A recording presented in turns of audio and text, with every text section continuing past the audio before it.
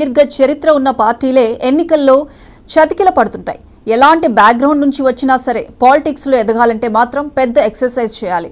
జన హృదయాలు దోచుకోవాలి, అవమానాలు భరించాలి, కష్ట నష్టాలు ఎదుర్కోవాలి, ఓర్పు నేర్పు ఉండాలి, ఎక్కడ తగ్గాలో తెలుసుండాలి, అవసరమైనప్పుడు త్యాగాలు చేయాలి. అప్పుడే సక్సెస్ దరి చేరుతుంది. దానికి అసలు సిసలు నిదర్శనం power star Pawan Kalyan political career. అందుకే ఇప్పుడు ఏపీ ఎలక్షన్ మ్యాచ్లో బంపర్ విక్టరీ కొట్టి కూటమి టీంలో మ్యాన్ ఆఫ్ ద మ్యాచ్గా నిలిచారు. ప్రమాణ స్వీకారంతో మెగా ఫ్యామిలీతో పాటు అభిమానులందరినీ ఉర్రూతలూగించారు.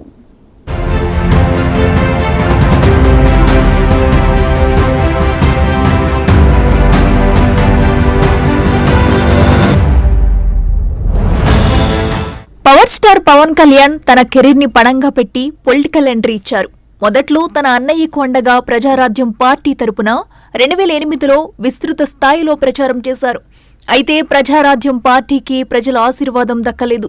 చిరంజీవి తన పార్టీని కాంగ్రెస్లో విలీనం చేయడంతో పవన్ రాజకీయాలకు దూరమయ్యారు. అప్పుడు ఆయన పాలిటిక్స్లో రీఎంట్రీ ఇస్తారని ఎవరూ ఊహించలేదు. ప్రజాసేవ కార్యక్రమాలు నిర్వహిస్తున్నా తిరిగి రాజకీయాల్లోకి రారని అంతా భావించారు.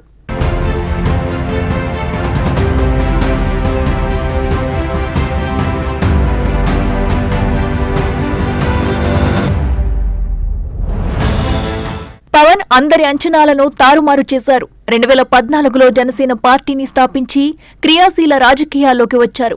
అప్పుడు ఆయన ఎన్నికల్లో పోటీ చేయలేదు. టీడీపీ, బీజేపీలకి తన సంపూర్ణ మద్దతు తెలిపి అధికారంలోకి రావడానికి తోడ్పడ్డారు. అయితే 2019లో మాత్రం టీడీపీ నుంచి విడిపోయి సోలోగా పోటీ చేసి ఒక్క సీటుకే పరిమితమయ్యారు. పవన్ కళ్యాణ్ పోటీ చేసిన 2 స్థానాల్లో ఓడిపోయారు.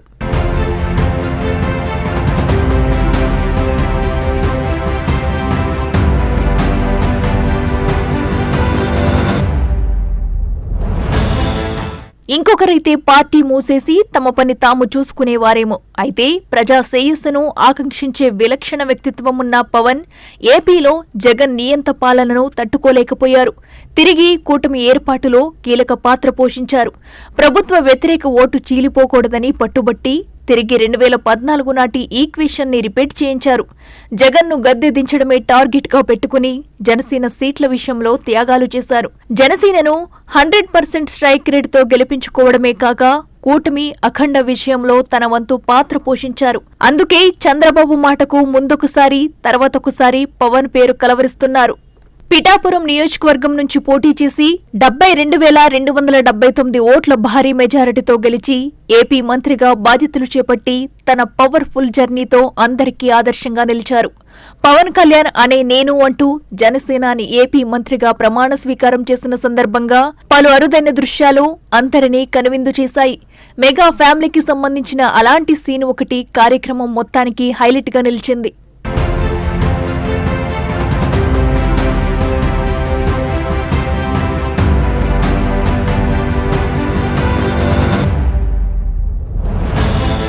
ప్రమాణ స్వీకార కార్యక్రమానికి ముఖ్య అతిథులుగా హాజరైన megastar Chiranjeevi, super star Rajinikanth తదితరులకు ప్రత్యేక వేదిక ఏర్పాటు చేశారు. కార్యక్రమం ముగిసిన తర్వాత ప్రధాని మోడీ పవన్ కళ్యాణ్ చేయి పట్టుకుని అతిథులు ఉన్న వేదికపై ఉన్న పద్మ విభూషణ్ చిరంజీవి దగ్గరకు వెళ్లారు. ఓవైపు చిరంజీవి, మరోవైపు పవన్ కళ్యాణ్ ఉండగా మధ్యలో మోడీ నిల్చుకుని చేతులు పైకెత్తి అందరికీ అభివాదం చేశారు. ఈ దృశ్యం చూడగానే సభకులంతా మెగాస్టార్ పవర్ స్టార్ నినాదాలతో హోరెత్తించారు. అంతేకాదు మెగాస్టార్ కుటుంబ సభ్యులంతా ఈ దృశ్యాన్ని చూసి ఎమోషనల్ అయ్యారు. చిరంజీవి పవన్ గడ్డం పట్టుకుని నవ్వుతూ పలకరించారు. అదంతా చూస్తూ మెగాస్టార్ పవర్ స్టార్ ఫ్యాన్స్ పండగ చేసుకున్నారు.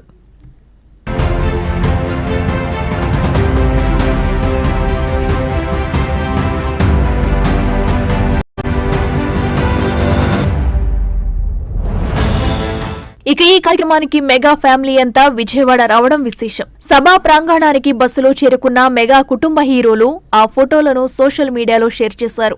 పవన్ కళ్యాణ్ గారు ప్రమాణ స్వీకారానికి పయనమంటూ నిహారిక కొణిదెల చేసిన పోస్టులు నెట్టింట హల్చల్ చేస్తున్నాయి. వేదికపై ముఖ్యమంత్రిగా చంద్రబాబు నాయుడు ప్రమాణ స్వీకారం చేసిన తర్వాత కొణిదెల పవన్ కళ్యాణ్ అనే నేను అంటూ జనసేనాని ప్రమాణ స్వీకారం చేశారు. కొణిదెల పవన్ కళ్యాణ్ అనే నేను అనే మాట వినపడగానే సభా ప్రాంగణం కేరింతలతో దద్దరిల్లిపోయింది.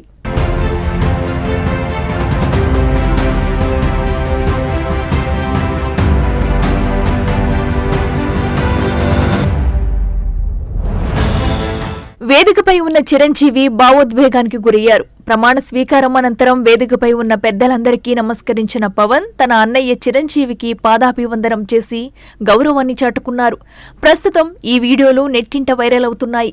పవన్ కళ్యాణ్ భార్య అన్నాలేష్నవ పవన్ ప్రమాణం చేస్తున్న సమయంలో వీడియో తీస్తూ మురిసిపోయారు.